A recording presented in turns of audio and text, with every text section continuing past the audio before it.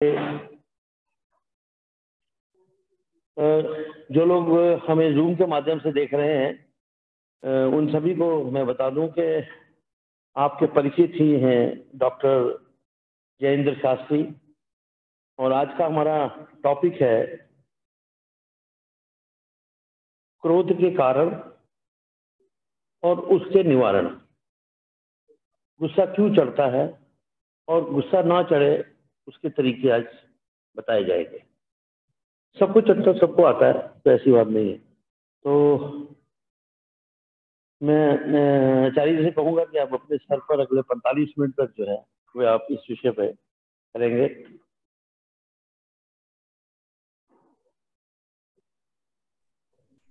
सीधे करके बैठ जाएंगे। लंबा श्वास भरें। ओम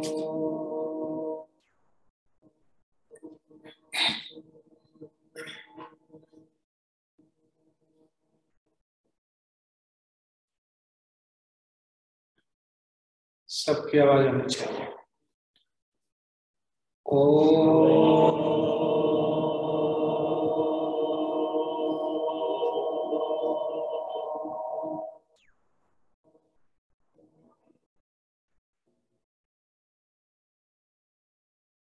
एक बार पुनः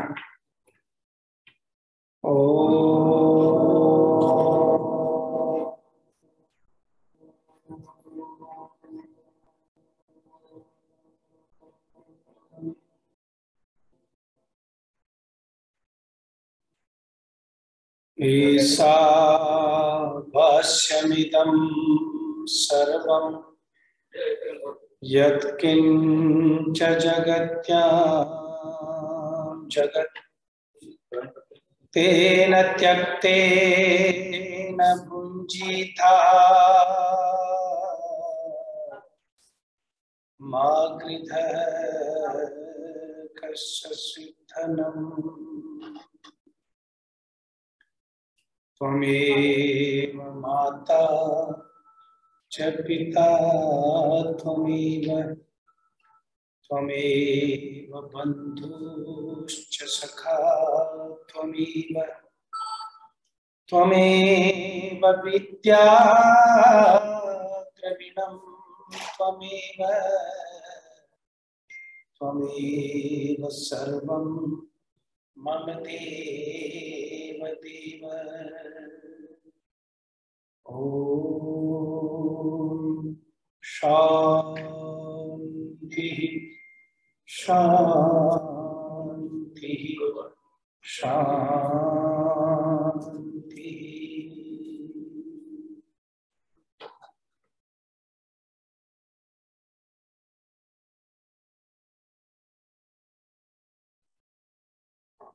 अत्यंत आदर और सम्मान के योग्य जिनकी छत्र छाया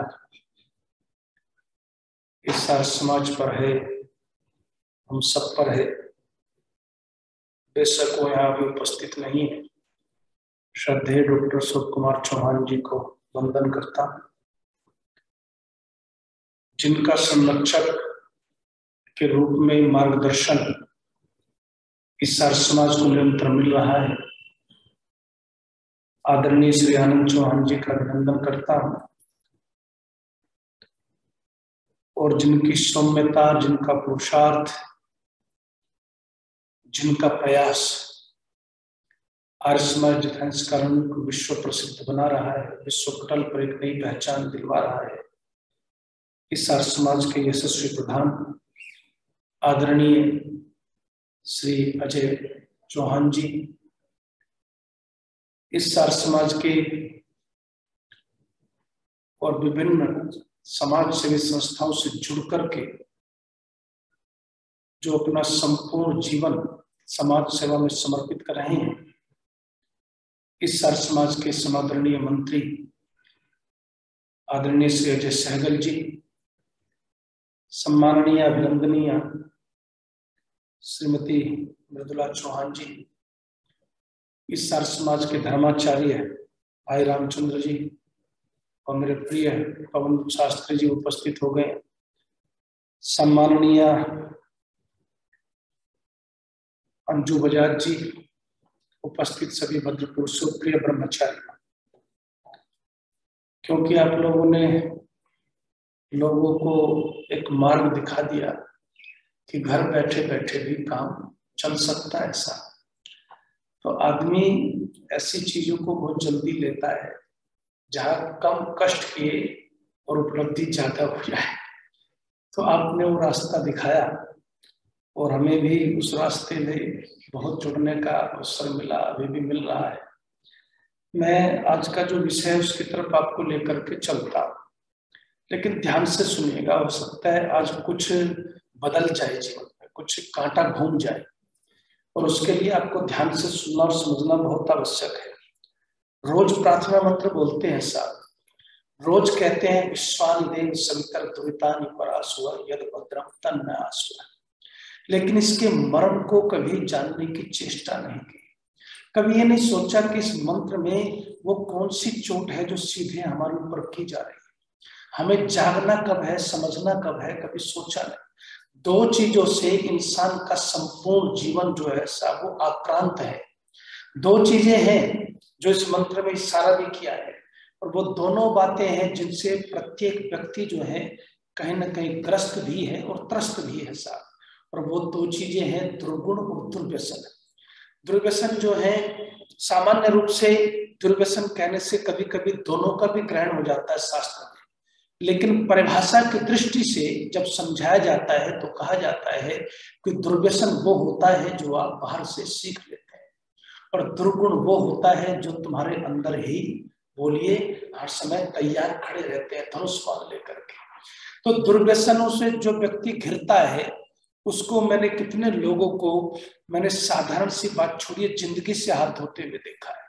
किसी को जैसे छोटे से उदाहरण देता हूं, दुनिया में बाहर से जब माँ के पेट से कोई पैदा होता है तो गुटखा खाना नहीं जानता, शराब पीनी नहीं जानता और दुर्व्यसन नहीं सीखता, लेकिन बाहर से आकर के सीख लेता है ऐसा। और बाहर से आके सीख लेता है, कभी कभी उनका इतना आदी हो जाता है कि वो उसके जीवन पर भी बहुत भारी पड़ते हैं, उसकी सोच पर भारी पड़ते हैं, वो उनका गुलाम होकर के जीता है। एक बहुत प्रसिद्ध रूपक है, बच्चों को कभी कभी स्कूल में मैं सुनाता हूँ, तो यहाँ कुछ ब्रह्मचारी भी है, कुछ आप भी हैं, लेकिन बात सिर्फ जल्दी समझ में आ जाएगी। कहते हैं कि कुछ लोगों ने एक नाव तैयार की और नाव तैयार करके उसमें राशन रखा सा। अब समुद्र में जो है नारियल की रस्सियों से नाव बंधी थी, खाने पीने का राशन रखा, कपड़े रखे, अपने पीने के लिए अलग से पानी रखा, और कुछ लोगों को सिगरेट पीने की आदत थी तो उन्होंने सिगरेट की डिब्बी भी साथ में रख ली। जब सिगरेट की डिब्बी साथ में रख ले, समुद्र का क्या भरोसा साहब, समुद्र में कहाँ कब क्या हो जाए ये किसी को पता नहीं होता। तो समुद्र में जाकर के नाव फंस गई, और जब नाव समुद्र में जाकर के फंसी तो फिर चारों तरफ बर्फ जमा हुआ, कड़कती ठंड है। अब जो सिगरेट पीने वाला व्यक्ति है, कड़कती ठंड में उसको तलब जो है वो और लगती है, और सिगरेट जल्दी खत्म हो गई। अब खत्म हो गई तो एक सिगरेट पीने वाले ने नारियल की, जब भी आप गांठ लगाते हैं तो एक्स्ट्रा रस्सी बाहर रहती है, उस नारियल की रस्सी को काटा और उसको सुलगा लिया। तो नाव वाले ने कहा, मौत की तरफ तेरा पहला कदम बढ़ा है, इसको यहीं पर रोक दे साहब, यहीं पर ठहर जा, यहीं पर रोक दे। कर्मचारियों जब प्रधान जी करें तो साथ दे दिया करो, समझ करके ताजा हो जाओ ढंग से। तो पहला कदम उठ गया तेरा, लेकिन दूसरे वाले को भी तलब लगी, उसने भी रस्सी काट ली। नाविक भी, दूसरे लोग भी समझाते रहे, कृपा करो, मेहरबानी करो, नहीं तो तुम्हारा ये दुर्व्यसन सबको ले बैठेगा। और वही परिणाम हुआ, धीरे धीरे सारी गांठें गंजी हो गई, और गंजी हो गई तो वो घाटे शक्तिहीन हो गई। ये तो सच्ची घटना बताते हैं साहब, इसको कोई वैसे नहीं, ये तो घटना बताते हैं, दृष्टांत नहीं है। तो गंजी हो गई, और गंजी होती नाव जो है वो भरभरा के सारी घाटे खुली, और एक दुर्व्यसन सबको कहाँ लेके चला गया, मौत की गोद में लेकर के चला गया साहब।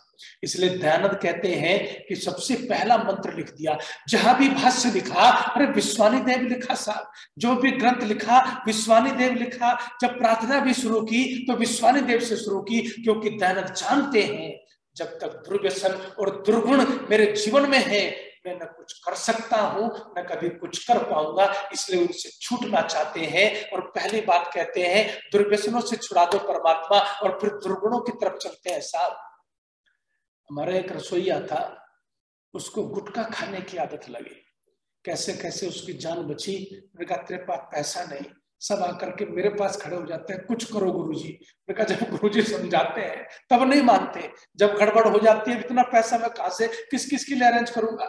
जैसे तैसे फ्री का डॉक्टर मिला, उससे उसकी जान बची। उसने कहा जी मैं सब इसकी सेवा कर देता हूं, आप कहते हैं तो दुर्व्यसन बहुत घातक है, लेकिन दुर्गुण जो है उससे भी घातक है। दुर्गुण हमारे अंदर बैठे हुए हैं। जो आप कहते हैं ना, ये आपका जो दुर्गुण और दुर्व्यसन, आपको पता है कैसे करते हैं? आप जो दुर्गुणों से ग्रस्त व्यक्ति हो, जरा बात बहुत गहराई में जा रही है, 45 मिनट तो आपको लगेंगे कि जैसे 10-15 मिनट ही हुए हैं, बस आपकी दृष्टि मेरे चेहरे पर जमी रहनी चाहिए। दुर्गुण में ग्रस्त व्यक्ति क्या होता है? वो ऐसा होता है जैसे पिंजड़े में फंसा हुआ कोई जानवर होता है साहब। आपको थोड़ा सा इसको खोल के समझाता हूं, आपसे सवाल पूछूंगा, उसको उत्तर आना चाहिए, इधर से भी पूछूंगा। आपने कभी पिंजरे में बंद शेर को देखा है साहब?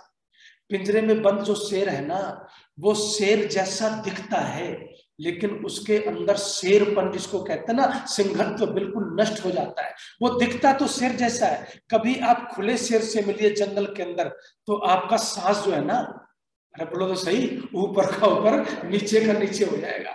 वहां उससे आप खिलाड़ी करते हैं, उससे कहते हैं आजा हाथ मिला ले, उससे कहता है ये कर ले, वो बेचारा दाढ़ भी मारता है तो पक्षी नहीं उड़ते।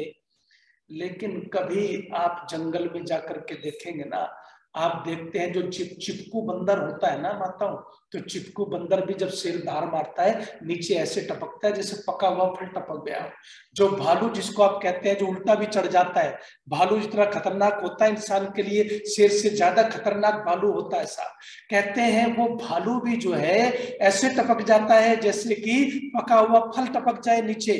ऐसा खतरनाक शेर की सिर्फ दहाड़ होती है, पेड़ जो है वो हिलने लगते हैं जैसे आंधी में हिलते हैं। वही शेर है शकल से और सूरत से, लेकिन कहां बंद है? बोलो तो सही, पिंजड़े में बंद है। लेकिन पिंजड़े में बंद शेर शेर जैसा है, सिंहत्व नष्ट हो गया, दिखता शेर जैसा है साहब। ऋषि भी यही कहता है कि जो व्यक्ति क्रोध आदि दुर्गुणों के जाल में फंस गया, वो दिखता इंसान जैसा है, लेकिन उसके अंदर से इंसानियत बोलिए पूरी तरह से समाप्त हो जाती है, मनुष्यत्व समाप्त हो जाता है, जिसको कहते हैं मानवपन पूरी तरह समाप्त हो जाता है। दिखता है इंसानों जैसा, लेकिन इंसान जैसा होता नहीं। किसी पक्षी को देखिए पिंजरे में बंद है बेचारा, काहे का पक्षी, न पंख चलते, न फड़फड़ाता, न उड़ता, किसी काम का नहीं। तो ऐसे ही इंसान इंसानों जैसा दिखता है। तो इसलिए ऋषिदानंद कहते हैं कि इंसानों जैसा दिखना नहीं केवल, बल्कि सही अर्थों में गुणों से इंसान बनना है। और गुण तब आएंगे जब दुर्गुणों को बोलिए भगाना सीखोगे, तब गुण आकर के ठहरेंगे साथ। इसलिए दुर्गुण नष्ट करते हैं आपके स्वरूप को, दुर्गुण नष्ट करते हैं आपके चरित्र को, दुर्गुण नष्ट करते हैं आपके विवेक को, दुर्गुण नष्ट करते हैं आपके अस्तित्व को। इसलिए दयानंद सबसे पहली प्रार्थना कर गए कि दुर्गुणों से दुर्व्यसनों से बचा ले तो सब कुछ ठीक हो जाएगा। लेकिन अगर ये दोनों रहे तो मुश्किल है साहब। और आज तो सही कहूं तो बहुत बड़े दुर्गुण की चर्चा है साहब। नंबर 1 है ये, अगर कहा जाए तो। एक आदमी क्रोधी स्वभाव का था, वो मेरे पास बैठा था, उसने कहा ये क्या टॉपिक रखा? मैंने कहा तेरे इलाज के लिए रखा है, डिफेंस करने वाला नहीं है। ये तेरे इलाज के लिए तो है, जो तू इसको पढ़ के ही क्रोध कर रहा है, ये उसी का इलाज ढूंढा है उन्होंने। और इसका इलाज अगर आप नहीं करते तो फिर ये लाइलाज होता है ऐसा। बड़ा गहरा दर्शन है, बड़ी गहरी फिलोसफी है, शायद इतने मिनट में उतना ना समझा पाऊं, लेकिन जितना समझाऊंगा आपको पूरी तरह से समझ में आएगा। एक कमाल की बात कही, पहले ये समझिए कि क्रोध का निवारण क्यों करें। क्रोध की उत्पत्ति होगी, निवारण होगा, लेकिन क्यों? क्योंकि क्रोध से जो हानियां हैं उनका पहले पता होना चाहिए। सबसे अद्भुत बात एक श्लोक में हमारे ब्रह्मचारी हमारे तो इस श्लोक को बोल रहे थे, क्रोध नाशयते धैर्यम्। सबसे पहले क्रोध तुम्हारे अंदर के धैर्य को समाप्त कर देता है साहब। और धैर्य गया तो धर्म गया, धर्म गया तो सब कुछ गया, फिर बचा क्या है? तो कहते हैं क्रोधो नाशयते धैर्यम्। क्रोध जो है वो धैर्य को विनष्ट करता है। धर्म का पहला लक्षण कौन सा है जी? धर्म का पहला जो लक्षण है वो धैर्य है साहब। और धैर्य गया व्यक्ति के जीवन से, फिर कहते हैं धीरे धीरे करके सारे जो है गुण धीरे धीरे करके उसको छोड़ के चले जाते हैं। तो क्रोध जो है इंसान के धैर्य पर सबसे पहला प्रहार करता है। और क्रोधो नाशयते श्रुतम, क्रोध जो है क्या करता है ना कि जो कुछ आप सुनते हैं अच्छा अच्छा, जो कुछ आप सुनते हैं बढ़िया बढ़िया, उस सुने हुए के प्रभाव को भी बोलिए को नष्ट कर देता है, क्रोध नष्ट कर देता है। ऋषि कहता है इतने पर नहीं रुका, क्रोधो नाशयते सर्वम, जो भी कुछ तुमने जिंदगी में हासिल किया, इसके मर्म को समझना। इस मर्म में बहुत सारी बातें समझ लेनी चाहिए है। कहते हैं जो भी कुछ तुमने जिंदगी में हासिल किया, कभी कभी जब तुम अति क्रोध में आते हो तो सब कुछ एक ही दिन में, बोलो तो सही, बर्बाद कर देते हो साहब। तो कहते हैं नास्ति क्रोध समो रिपु, कहते हैं इस दुनिया के अंदर दुश्मन तो बहुत है, दुश्मनों की कम है क्या जी लिस्ट? आप कुछ भी अच्छा करें लेकिन दुश्मन तो फिर भी खड़े हैं साहब। लेकिन ऋषि कहता है उन दुश्मनों की चिंता छोड़ दो, उनकी चिंता में मत जाओ, उनकी चिंता में मत पड़ो, थोड़ी बहुत अपनी चिंता कर लो। और कहते हैं तुम्हारे ही अंदर हरदम तुम्हारे ही साथ रहने वाला, हरदम तुम्हें ही खोखला करने वाला, तुम्हारे ही अपने खून को पीने वाला अगर सबसे बड़ा दुश्मन कोई तुम्हारे साथ रहता है तो वो क्रोध है साहब। इसलिए उस दुश्मन से छुटकारा बहुत आवश्यक है। उसके बराबर कोई शत्रु नहीं है, ऋषि लिखता है। और मैं भी आपको ये समझाना चाहता हूं, क्रोध जो है क्रोधा मूलम अनर्थाना। अरे साहब अगर शास्त्र सुनाने लगे तो शास्त्र में भी बड़ा रस है, संस्कृत में भी बड़ा रस है। तो कहते हैं क्रोधा मूलम अनर्थाना, सब अनर्थों का मूल है क्रोध। क्रोध मूलम अनर्थानाम, सब अनर्थों का मूल क्रोध है। और इसलिए क्या कहते हैं कि क्रोध से पीछा छुटाइए साहब, क्योंकि अनर्थ कर देगा नहीं तो, और कितना बड़ा अनर्थ कर देगा आप उसकी कल्पना नहीं कर सकते। क्योंकि आपको ये पता ही नहीं होता कि क्रोध जो है कभी कभी कितना कितना कब किस रूप में आ जाता है, तो वो महान अनर्थकारी होता है। एक बात आपको और बता देता हूं, देखिए साहब बहुत भाई बहन होना भाग्यशाली आदमी का। मेरे 5 भाई हैं, 5 पांडव थे ना, मेरे 6 भाई बहन हैं, हम 7 भाई बहन हैं। सब में प्यार होना और सौभाग्य की बात है, और बड़ा परिवार होना, मिलकर के चलना परम सौभाग्य की बात है। तो बड़ा परिवार दुनिया में, भाई अच्छे भाई मिलना, अच्छे माता पिता मिलना, अच्छी बहनों का होना, अच्छे संतानों का होना, इससे बढ़िया कुछ नहीं है साहब। लेकिन ये बड़ा परिवार दुनिया में अच्छा लगता है, लेकिन क्रोध का भी परिवार छोटा नहीं, इसके भी बहुत सारे भाई बहन है साहब। और मनुस्मृति क्या लिखता है, इसके भी बहुत सारे भाई बहन है। क्रोध जो है वो अकेला नहीं रहता, उसको बहन भी है उसके साथ, उसके भाई भी है, उसके दोस्त भी है, सबको लेकर के खड़ा होता है साहब को। लेकिन मैं आपको सिर्फ ये समझाना चाहता हूं कि आपको ये समझना है कि इसके भाई बहन कौन से हैं। आज भाई को भी निपटाएंगे, क्रोध के भाई को भी निपटाएंगे, दोस्तों को भी निपटाएंगे, इसकी बहनों को भी निपटाएंगे, क्रोध को भी निपटाएंगे, तब जाकर के ये विषय रखना सार्थक होगा। मनुस्मृति को न पढ़िए, सत्यार्थ प्रकाश को पढ़िए, षष्ठ समोल्लास पढ़िए सत्यार्थ प्रकाश का। ऋषि दानंद ने मनुस्मृति को बहुत महत्व दिया है साहब। मैं तो कहता हूं वे लोग नादान हैं जो मनुस्मृति की निंदा करते हैं। प्रक्षिप्त जो लोगों ने उसमें डाल दिया, उसका हमारे पास क्या इलाज है? हमारे यहाँ तो डॉक्टर सुरेंद्र कुमार ने सुप्रीम कोर्ट में कहा कि जी ये प्रश्न है, इनके उत्तर देने वाला कोई माई का लाल है? अगर भारत में तो आप उत्तर मंगवा लीजिए।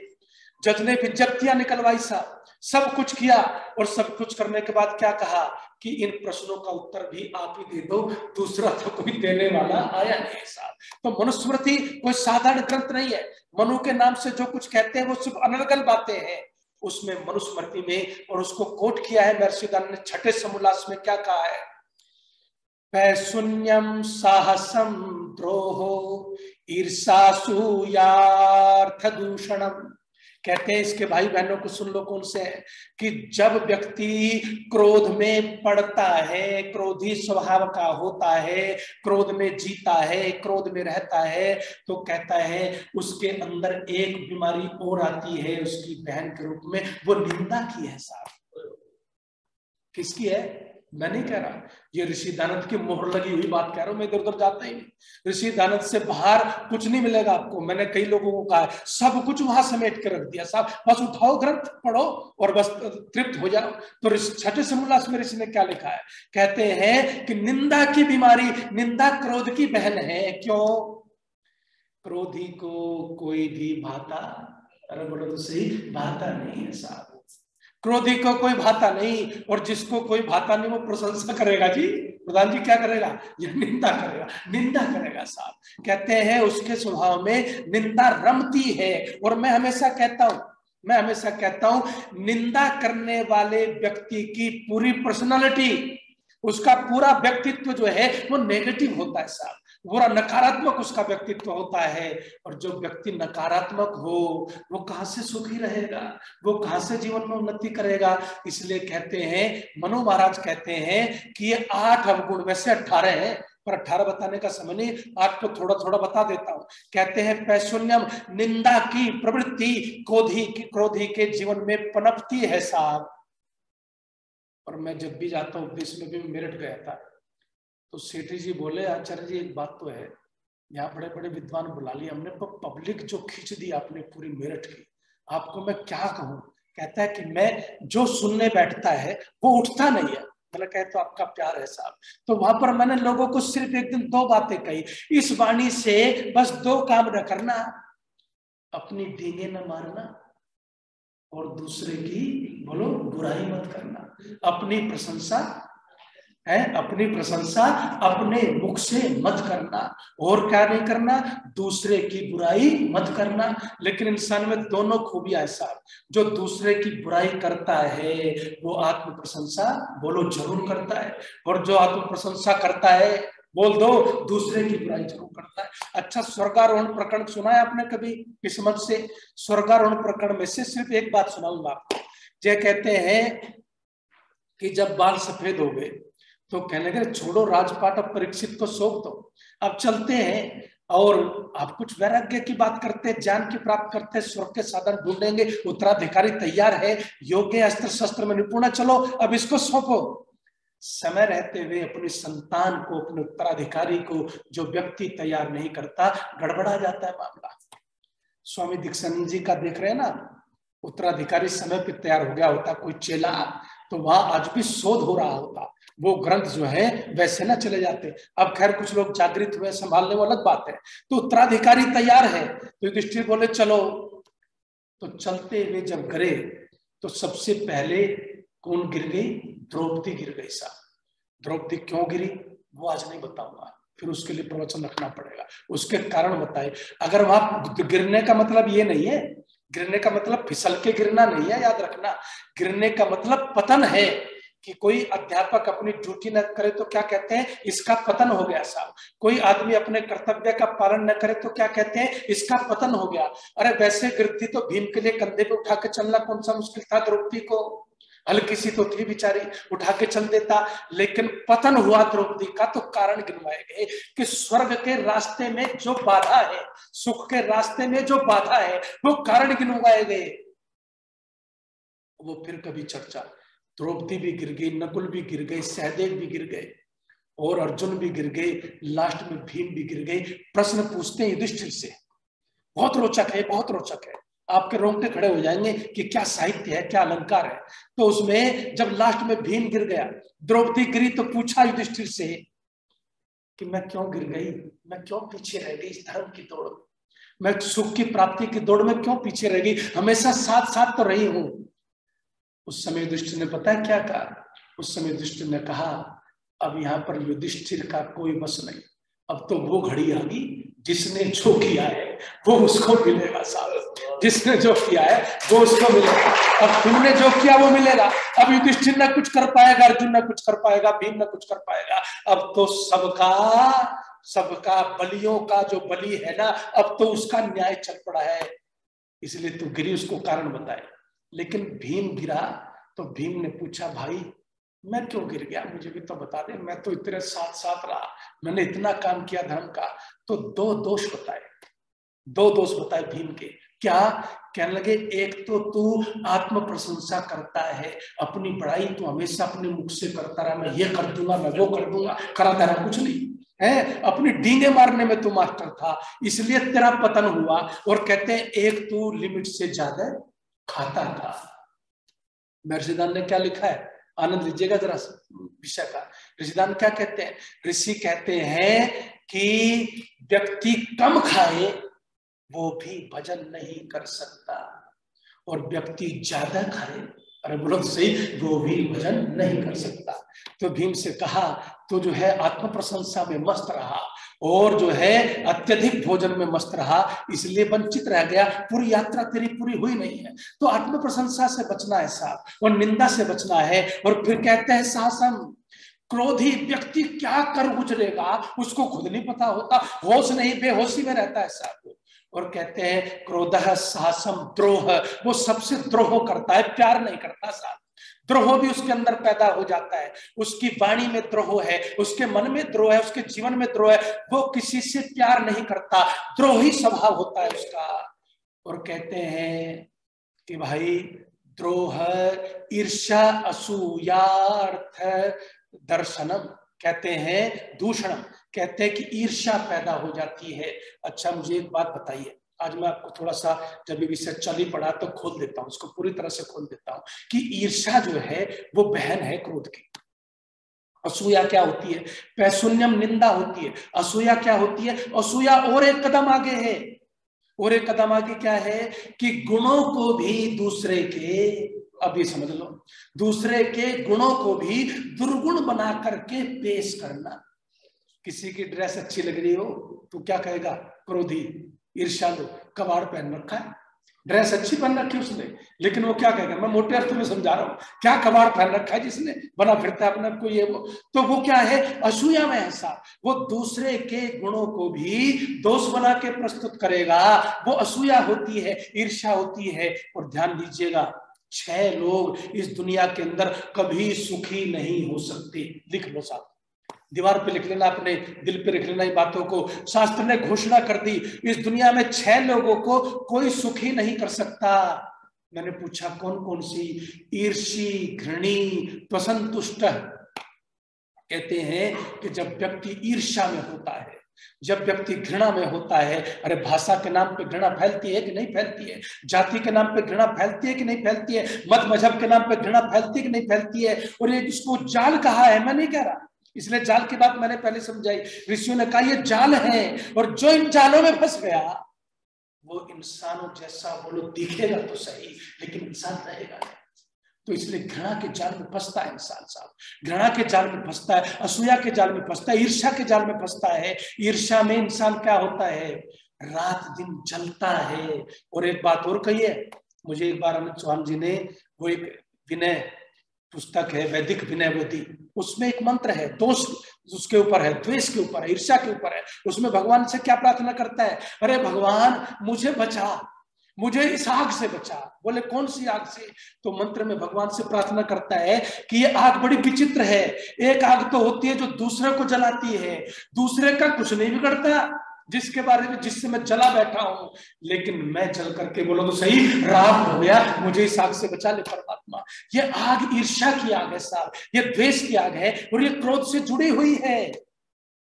इसलिए कहते हैं कि जीवन के अंदर ईर्ष्यालु कभी सुख से रह नहीं पाता, सब कुछ होते हुए भी, बोलो तो सही, दुखी है सब ईर्ष्या के कारण से। और घृणी, जो घृणा में फंस गया, और कितने लोग हैं, बड़े बड़े धुरंधर लोग, पढ़े लिखे लोग घृणा का शिकार होते हैं साहब, घृणा का शिकार होते हैं। कभी आपने देखा ना, कितना दुख हुआ आपके अंतस्तल में भी, कि एक व्यक्ति को सिर्फ इसलिए कि उसका पानी पी लिया, इस युग में इतना पीट दिया कि जान ही चले गई उसके साथ। कोई औचित्य है इस बात का? ध्यान ने कब से इस बात को समझाया था, घृणा में भी आप फंसे तो आप गए काम से। तो कहते हैं ईर्ष्या, घृणी, असंतुष्ट है। क्रोध के समन के उपाय में उसको लोग, जिसको कभी संतोष ही नहीं होता साहब, और कहते हैं क्रोधनो नित्य संकित है, और जो व्यक्ति क्रोध में डूबा हुआ है, ये सब उसी के भाई बहन जोड़ दिए साथ में, जो व्यक्ति क्रोध में डूबा हुआ है और हमेशा शंका में ही रहता है, नित्य संकित है, हमेशा शंका में रहता है, कहते हैं कि ऐसे जो है, और परभाग्योपजीवी है, ये आपने पहली बार सुना होगा। कितने लोग मुझे मिलते, समाज में रहता हूँ, रिसर्च करता हूँ सगल साहब, रिसर्च क्या करता हूँ, कौन क्या कह रहा है। तो एक व्यक्ति मिलता है, वो कहता है कि अजी इसके पास इतना पैसा है, ये मुझे क्यों नहीं दे देता, मैं नौकरी करता हूँ। मैंने कहा तुझे तेरे पुरुषार्थ से ज्यादा मिल रहा है कि नहीं मिल रहा है, लेकिन तू दूसरे के भाग्य का खाना चाहता है। अरे क्या कमाल है, ऋषियों का क्या चिंतन है। ऋषि कहते हैं दूसरे के भाग्य का खाने की इच्छा करने वाला व्यक्ति न कभी संतुष्ट हो सकता, बोलो, न कभी सुखी हो सकता है। अपने पुरुषार्थ से खाने वाला व्यक्ति ही सुखी रहता है संसार के अंदर। तो ये सोच ही गलत है साहब। कहते हैं ये जो 6 लोग है ना, परभाग्योपजीवी 6, ये जो 6 लोग हैं, ये हमेशा जीवन के अंदर दुखी रहते हैं, इन्हें कोई सुखी नहीं कर सकता। और एक बात और कही, असूया अर्थ दूषणम, कि क्रोधी आदमी अपने पैसे का भी विनाश करता है साहब, क्योंकि बुद्धि विनष्ट तो सब कुछ विनष्ट हो गया ना साहब। क्रोधी आदमी अपने पैसे का भी विनाश करता है। और बाचा बच्चम प्रकृपितो न विजानाति कर निश्चित, घोषणा कर दी संतों ने। क्या घोषणा कर दी कि क्या कहना है, बोल दिया करो ना, मेरे साथ भी आनंद ले रहे हो तो थोड़ा बोल भी दिया करो। क्या नहीं कहना उसको होश ही नहीं होता, क्या कहना है क्या नहीं कहना उसको पता ही नहीं चलता। न विजानाति कर रिचित, सामने पिता खड़ा है कि गुरु खड़ा है कि बड़ा भाई खड़ा है कि पत्नी खड़ी है, उसको कुछ होश नहीं, बस वो तो अपना जो है गोला दाग देता है साहब। कोई भी खड़ा हो सामने, अब बच्चा बच्चम प्रकुपितो न विजानाति कर रिचित, कुछ नहीं जानता, कुछ होश नहीं है उसको। और मैंने ये बहुत सारे दृश्य अपनी आंखों से देखे हैं साहब, जीवन के अंदर बहुत सारे दृश्य देखे हैं। उनको मैं इस समय आपके साथ ज्यादा शेयर नहीं करना चाहता, लेकिन मैं जरूर बताना चाहता हूं कि जो बात कही है कि क्रोधी के अंदर, इसके आगे 3 बातें सार रूप में लिख दी मनु ने, कि क्रोधी जो है वो उसका पूरा व्यक्तित्व नीरस होता है साहब। उसकी आंखें सुंदर होती है लेकिन सुंदर लगती नहीं। अब जरा सार रूप ग्रहण कर लेना। उसका चेहरा खूबसूरत होता है लेकिन लगता नहीं। उसकी वाणी बढ़िया होती है लेकिन लगती नहीं, क्योंकि उसके पीछे बैठा हुआ क्रोध जो है उसको रौद्र बना देता है साहब। उसके पीछे बैठा हुआ जो आसुरी संपत्ति लिखी है ना योगेश्वर कृष्ण ने, दंभो दर्पो अभिमानश्च क्रोधः पारुष्यमेव च, कहते रहे अर्जुन, इस दुनिया के अंदर जो इसको इकट्ठा करता है, दंभ को इकट्ठा करता है, दर्प को इकट्ठा करता है, क्रोध को इकट्ठा करता है, कठोरता को इकट्ठा करता है, वो असुर है। तो क्रोध क्या बना गया हमें, मतलब सही असुर बना गया साहब। और इसलिए ऋषि कहते हैं आसुरी संपत्ति पे ना जाना, तुम्हें जो है देवत्व बनना है, मनुष्य बनना है साहब। और मनुष्य बनने के लिए आपको क्या करना पड़ेगा, बोलिए, क्रोध से छुटकारा पाना पड़ेगा। और क्रोध पैदा क्यों हुआ है, कारण भी तो जानना चाहिए ना। आपने हानियां जाननी, पैदा क्यों हुआ। पैदा कहते हैं पैदा होता है जब हमारी इच्छा के अनुकूल कोई कार्य ना हो, तो सबसे ज्यादा व्यक्ति को क्या आता है, क्रोध आता है साहब। वो क्रोध आता है, इच्छा के अनुकूल कार्य ना हो तो व्यक्ति क्रोध में पड़ता है। पहला कारण है, सबसे प्रमुख कारण है ये। और योगेश्वर कृष्ण ने तो श्रृंखला दे दी, इसकी पूरी श्रृंखला दे दी। क्या श्रृंखला दे दी, ध्यायतो विषयान पुंसः संगस्ते सुपजायते। कहते हैं कि देखो 2 चीजें हैं जी, एक विष है एक विषय है। क्या है बोलो, एक विष है एक विषय है। विषय किसको खाता है, विष किसको खाता है, जो विष का पान कर लेता है ना उसको विष क्या करता है, नष्ट कर देता है। माता जो विष पी ले, जहर पी ले, समझते हैं ना, जहर पी ले, जो जहर पी लेता है उसको नष्ट कर देता है विष। विष तो उसको नष्ट करता है जो उसको पीता है, लेकिन विषयाः स्मरणादपि, संतों ने घोषणा क्या कर दी, साधुओं ने ऋषियों ने क्या कहा कि विष तो उसे नष्ट करेगा जो पिएगा, लेकिन विषय तो उसको भी मार डालते हैं जो उसके मन में ही घूमते हैं, अभी सेवन भी न किया। अद्भुत बात कही गीता में, तुमने हिंसा की नहीं, बात को पकड़ लो तो आनंद आ जाएगा, लेकिन हिंसा करने की बात मन में उठ गई तो कहते हैं कि बस मन मैला हो गया, की या नहीं की वो छोड़ दो, तुमने चोरी की नहीं, लेकिन चोरी करने का भाव मन में उठ गया, तो कहते हैं कि फिर मन मैला हो गया साहब, तुम्हारा तो गया काम से, तुम तो गड़बड़ा गए उसी में। तो कहते विषय तो स्मरण मात्र से ही, ध्याय तो विषयानुपुंस है। जब व्यक्ति सोचता है ना उसके बारे में। एक व्यक्ति मेरे पास आया, मैंने कहा जी क्या, मैं आपको बहुत मोटे उदाहरण से समझाता हूँ, और गहरी बात मोटे उदाहरण से समझ लेनी चाहिए। है क्या कहा, आचार्य जी एक गाड़ी लेने का मन है और पैसा इतना बोलो है नहीं, और नींद आती नहीं, गाड़ी घूमती है सपने में, गाड़ी घूमती है खाते पीते भी, गाड़ी घूमती है जब मैं जाता हूँ फैक्ट्री में तब भी गाड़ी के स्वप्न देख रहा हूँ साहब, तब भी जो है गाड़ी के बारे में सोच रहा हूँ। तो मैंने कहा अंदर आ जाओ, किसमें तेरा इलाज करके भेजूंगा, कितने पैसे हैं, इतने पैसे हैं, तो उसी को लेगा क्या, छोटी ले ले। अरे तुझे गाड़ी से चलना है, गाड़ी तेरे जीवन का कोई उद्देश्य नहीं है, तुझे गाड़ी जो है तेरे जीवन का साधन है। आधा घंटा समझाया, अगले दिन छोटी गाड़ी ले आया, आराम से खराटे मार के सोया। तो ध्यान जो है विषय जो है वो आपको गड़बड़ा देते हैं साहब, उसके ध्यान में गए नहीं तो मामला खराब होना शुरू हुआ नहीं। ध्यान तो विषयान संगस्तेषु उपजायते, फिर जिस विषय का ध्यान करोगे, कृष्ण क्या कहते हैं, उसी की तरफ बोलो भागोगे साहब। जिस विषय का ध्यान करोगे उसकी तरफ ही भागोगे, उसकी तरफ ही दौड़ोगे। और कहते हैं संगात संजायते कामः, और फिर जब उसकी तरफ दौड़ोगे, जैसे वो गाड़ी की तरफ दौड़ पड़ा ध्यान करते करते, मोटे बातों में समझ जाइए, कोई स्त्री का ध्यान कर लेता है, कोई किसी चीज का ध्यान कर लेता है, कोई धन के पीछे। आपको किसी पीछे नहीं भागना, आपको पुरुषार्थ करना है, बस आपको पुरुषार्थ करना है। वो अलग विषय, उसको समझाऊंगा, लेकिन अब जो समझा रहा हूं उसको समझ लीजिएगा। तो कहते हैं कि फिर जो उसके प्रति उसका संग करने की इच्छा होती है, और फिर कहते हैं संगात संजायते कामः, फिर उसकी प्राप्ति की इच्छा होती है, हाँ ये मुझे मिल जाता तो कितना अच्छा होता, ये मुझे मिल जाए।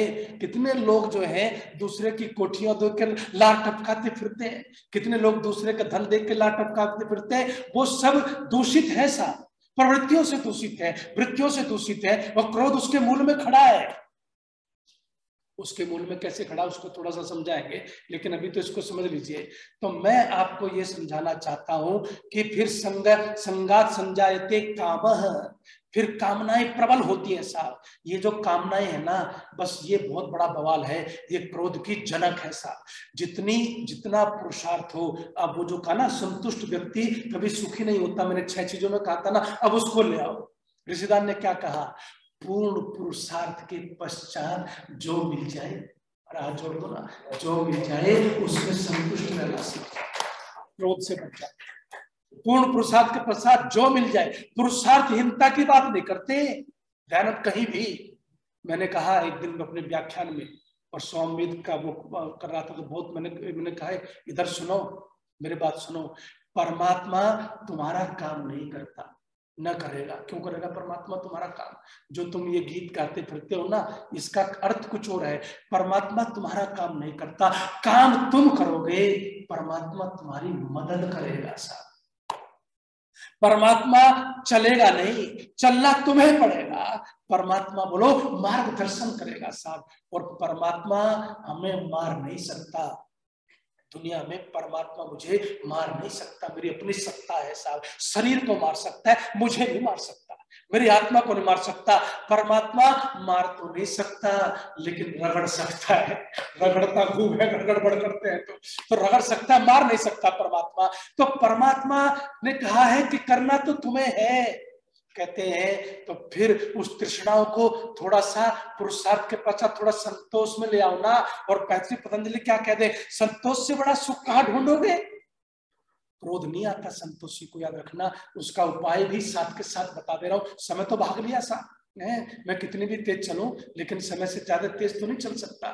तो कहते हैं कि फिर जो है संतोष जो है, क्या कहते हैं कि भाई कामनाएं पैदा हो, तो कामात संजायते क्रोध, जो है क्रोध है, और कामनाएं पूरी ना हो, इच्छाएं पूरी ना हो, तो फिर क्या होता है, क्रोध पैदा होता है।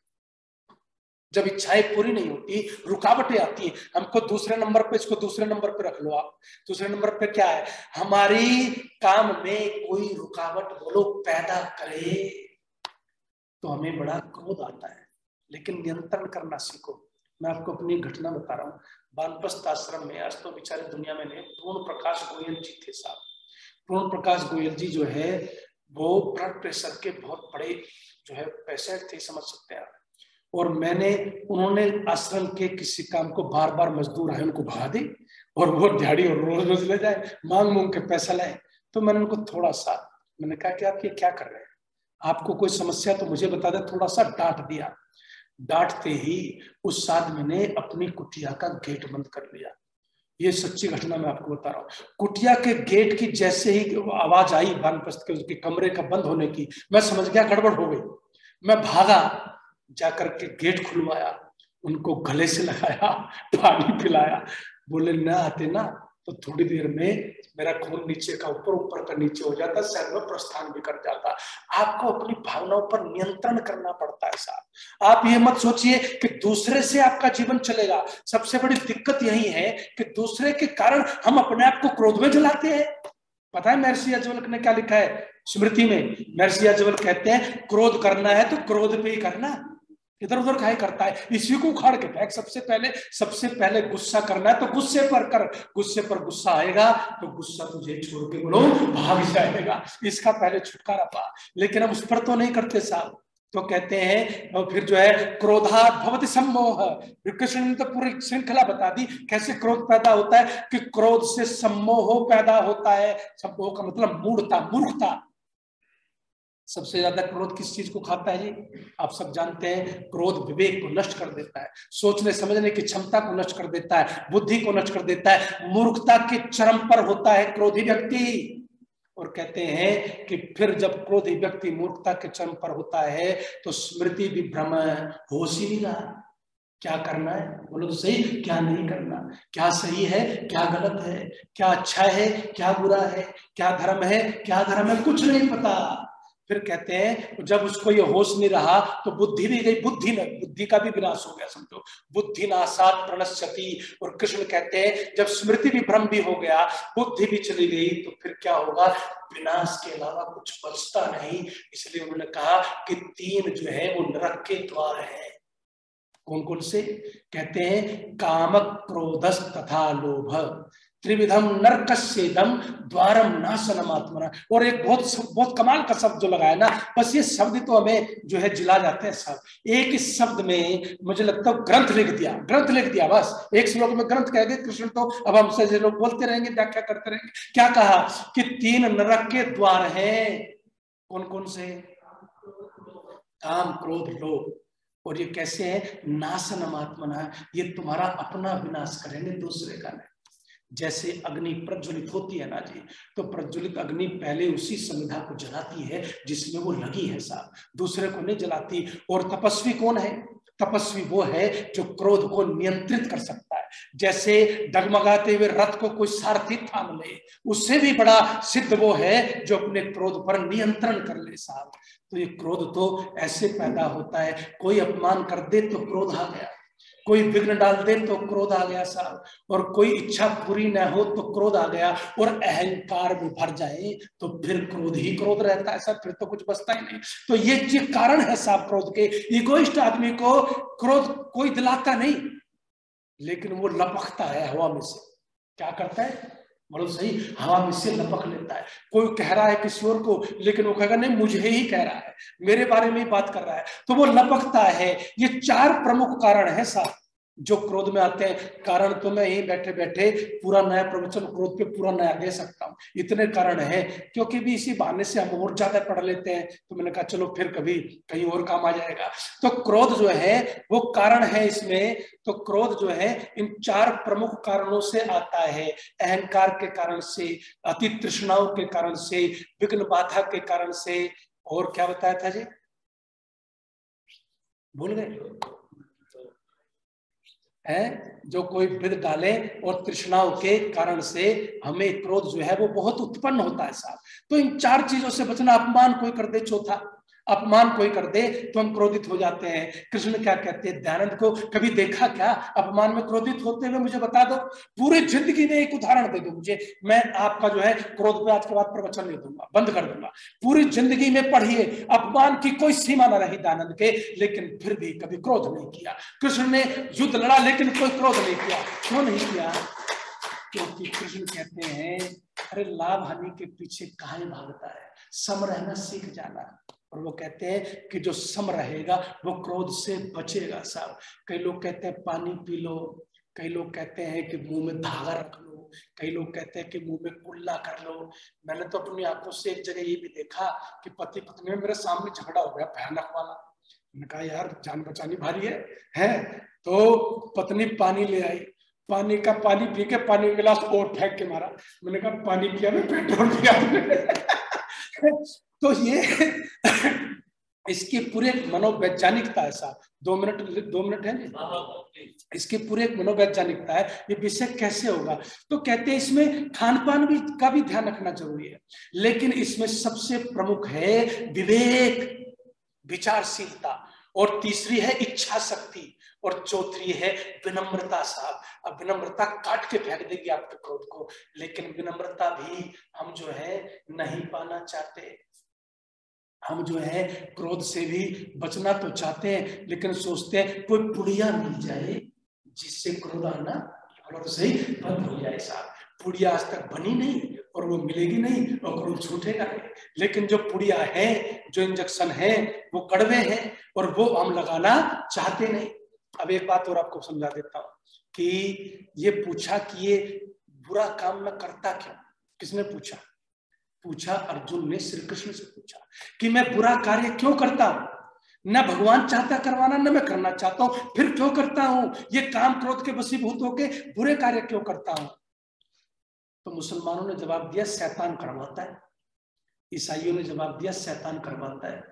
लेकिन कृष्ण ने कहा काम ऐसा, क्रोध ऐसा, रजोगुण संभव, कि ये तेरे अंदर पैदा होता है, रजोगुण से पैदा होता है।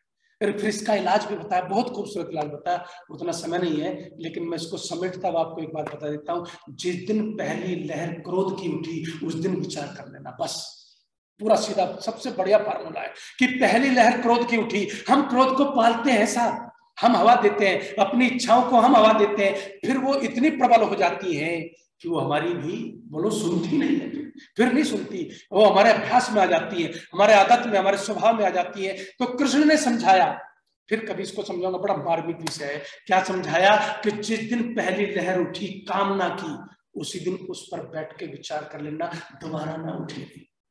जिस दिन पहली लहर क्रोध की उठी उसी दिन बैठ करके विचार करना, फिर न उठेगी।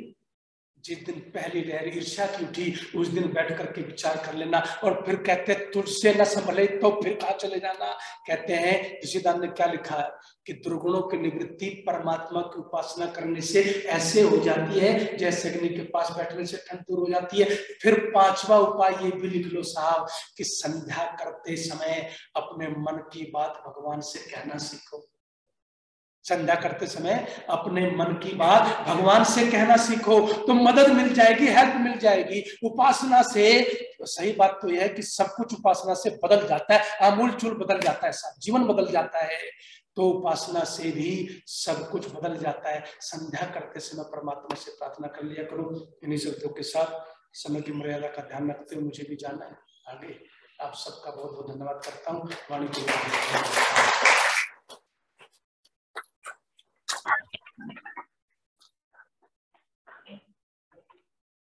आचार्य जी का बहुत बहुत धन्यवाद। बहुत सरलता से बड़ा कठिन काम समझा दिया और बड़े इजी वे में, अगर हम चाहें तो। सबसे बड़ी बात है कि हम चाहें तो उन्होंने किया। मैं उनका बहुत धन्यवाद करता हूं। और हमारा जो जूम के माध्यम से जो जुड़े हुए हैं, एक एक्सपेरिमेंट है आज ये, उनको अब हम नमस्ते कर रहे हैं। और वो उसमें ना वो ड्यूट आ जाए। अच्छा, जो इसमें है ठीक है। तो इसमें एक तो मंत्री जी की मिसेज का आज जन्म दिवस है 16 तारीख को। तो तो उसके बाद एक प्रदीप चावला जी हैं। क्या डोनेट कर रहे हो? क्या चीज? डोनेशन क्या आएगा? आचार्य जी, ये अजय भाई है, नहीं, मौका अच्छा है, उसका उत्तर भी बहुत बढ़िया है। दिल दिया है जान भी देंगे है ऋषि तेरे लिए। ठीक है ना जी। आगे भी मैंने बना रखा है, लेकिन अब इस टाइम वो टाइम नहीं है। तो प्रदीप चावला जी B91 में है, उनका गया। और हमारे भाई अरुण भाई जी की धर्मपत्नी है रेणु चौहान जी, उनका भी जन्म दिवस जो है वह 20 तारीख को गया। ये 3 लोग हैं जिनका कि मेरे पास क्यों नहीं लिखा हुआ? अच्छा, पन्ना लाल जी का डिपार्टमेंट का थोड़ा डील है। रोहित चौहान, अच्छा राघव का, अच्छा ओ राकेश चौहान के बच्चे। ठीक है। लो जी, मेरा राघव चौहान जी जो है वे राकेश चौहान जी के और चारू चौहान जी के सपुत्र हैं। और रोहित जी 19 और 20 इन दोनों का जो है वह ये है। दोनों ने डोनेशन भेजा। ठीक है, बिल्कुल जी। और मैं आप सभी लोगों से भी कहूँगा कि वह इसे वो मंत्र वाला भी करवा लें। अच्छा ठीक है, आइए पंडित जी, जो हमारे बर्थडे का जो है उसका वो मंत्र इत्यादि बुलवा लेते हैं। आइए पंडित जी। ओम ओम ओम। जन्म दिवस मना रहे हमारे समस्त जो है प्रिय जनों के लिए हम सारे सत्संगी अपनी स्वस्थ सुखमय आशीर्वाद और मंगल कामनाएं देते हैं। ईश्वर आपको सदा ही लॉन्ग लाइफ दे, अच्छी हेल्थ दे और जीवन सदा ही सुख से भरा रहे और अच्छे अच्छे परिणामों से भरा रहे। ऐसी कामना हम सब इस पावन अवसर पर आपके लिए करते हैं। ओम इंद्र श्रेष्ठानि द्रविणानि देहि चित्तिम दक्षस्य सुभगत्वमस्मे कोशम रयिणाम अरिष्टिम तनूनाम स्वादमानं वाचा सुदनत्वमन्नाम। ओम उत्तिष्ठ ब्रह्मणस्पते देवान यज्ञेन बोधय आयु प्राणं प्रजां पशुं कीर्तिं यजमानं च वर्धय। ओम स्वस्ति पंथामनुचरेम सूर्या चंद्रमसा विवा पुनर्ददता घनता जानता संगमे मही। ओम तच्चक्षुर्देव हितं पुरस्ता शुक्रं चरत पश्येम शरदा शतं जीवेम शरदा शतं शृणुयाम शरदा शतं प्रप्लवाम शरदा शतमदीनास्याम शरदा शतं भूयश्च शरदा शतात्। ओम स्वस्ति ओम स्वस्ति ओम स्वस्ति। वेद की पावन ऋचाओं के द्वारा समस्त सत्संगी, हमारे प्रधान जी, मंत्री जी, आचार्य जी और हमारे ब्रह्मचारीगण आपके लिए सुखमय लंबी आयु का आशीर्वाद देते हैं। आप सदा हेल्दी रहें, अच्छे आपके विचार हों, अच्छे आपके दिन हों, अच्छी आपकी रात्रियां हों और सदा ही श्रेष्ठ कर्म करने की इच्छा आपकी प्रबल हो, जीवन को जीने की इच्छा आपकी प्रबल हो। ऐसी आपके लिए बहुत बहुत साधुवाद, धन्यवाद, आशीर्वाद, बहुत बहुत शुभकामना। ओम।